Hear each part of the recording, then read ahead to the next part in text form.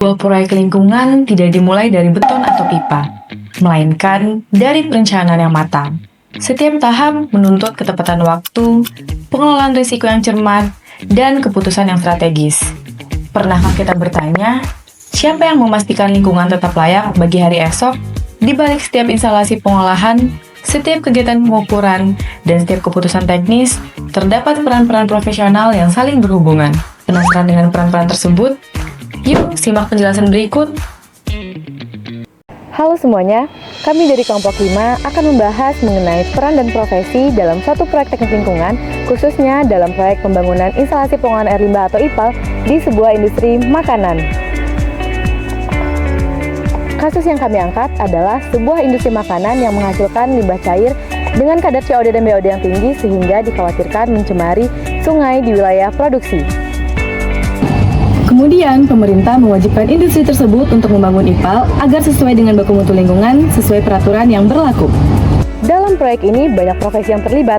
Kami akan menjelaskan bagaimana setiap profesi memiliki peran penting dan bagaimana manajemen berfungsi sebagai penggerak utama dalam keberhasilan pada suatu proyek. Baik, sebagai project manager tugas saya adalah memastikan proyek pembangunan IPAL ini berjalan sesuai perencanaan. Dalam ilmu manajemen, terdapat 4 fungsi utama. Yang pertama, planning, perencanaan. Yang kedua, organizing, pengorganisasian. Yang ketiga, leading, pengarahan. Keempat, controlling, pengendalian. Saya menyusun timeline proyek, mengatur anggaran, membagi tugas kepada tim teknis, serta memastikan proyek selesai tepat waktu dan sesuai standar. Manajemen di sini sangat penting untuk mengoptimalkan sumber daya manusia, finansial, dan material agar tujuan lingkungan dapat tercapai secara efektif dan efisien. Sebagai insinyur teknik lingkungan, saya bertanggung jawab dalam merancang sistem instalasi pengolahan air limbah. Langkah yang saya lakukan meliputi yang pertama, menghitung debit limbah harian, yang kedua, menganalisis parameter pencemar seperti BOD, COD, dan TSS, yang ketiga, menentukan metode pengolahan yang sesuai seperti pengolahan fisik, contohnya screening dan sedimentasi, yang kedua, pengolahan biologis, contohnya aerasi dan activated sludge, dan yang ketiga, pengolahan kimia, contohnya koagulasi dan fluktuasi. Desain harus memenuhi baku mutu yang telah ditetapkan oleh pemerintah. Tanpa perencanaan teknis yang tepat, IPAL tidak akan bekerja dengan optimal. Dalam proyek ini, saya berperan sebagai ahli keselamatan dan kesehatan kerja atau K3. Proyek pembangunan IPAL melibatkan yang pertama bahan kimia, kedua peralatan berat, yang ketiga instalasi pipa dan tangki besar. Risiko kerja sangat cukup tinggi. Oleh karena itu, dengan adanya saya akan memastikan yang pertama, bekerja menggunakan APD, yang kedua, ada prosedur keselamatan kerja, ketiga, dilakukannya pelatihan sebelum pekerjaan dimulai, dan yang keempat, risiko bahan kimia dapat dikendalikan. Manajemen risiko ini sangat penting karena proyek dapat berjalan aman tanpa kecelakaan kerja. Sebagai analis laboratorium, saya bertugas melakukan pengujian kualitas air limbah.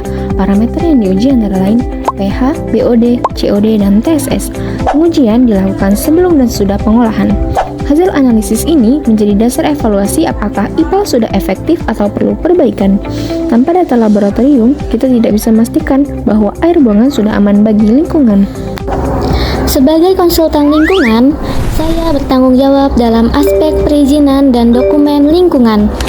Beberapa dokumen yang perlu disusun yaitu AMDAL atau UKL-UPL, dokumen persetujuan teknis, serta laporan pengelolaan dan pemantauan lingkungan. Saya juga melakukan analisis dampak lingkungan dan memastikan proyek tidak merugikan masyarakat sekitar. Selain itu, komunikasi dengan pemerintah dan masyarakat sangat penting agar proyek diterima secara sosial. Nah, dapat kita lihat bahwa pada proyek teknik lingkungan, terutama pada pembangunan IPAL, tidak dapat berjalan sendiri. Tidak bisa berjalan sendiri itu gimana sih maksudnya? Artinya, dalam proyek IPAL ini harus ada kerjasama antar tim. Seperti di dalam proyek pembangunan IPAL ini membutuhkan yang membuat proyek, mendesain sistem, melakukan uji laboratorium, membuat izin lingkungan, serta ahli keselamatan dan kesehatan kerja. pada proyek IPAL ini membutuhkan kerjasama antar tim yang baik serta manajemen yang baik juga, sehingga akan tercapai tujuan dan keinginan bersama demi kelancaran proyek yang dilakukan.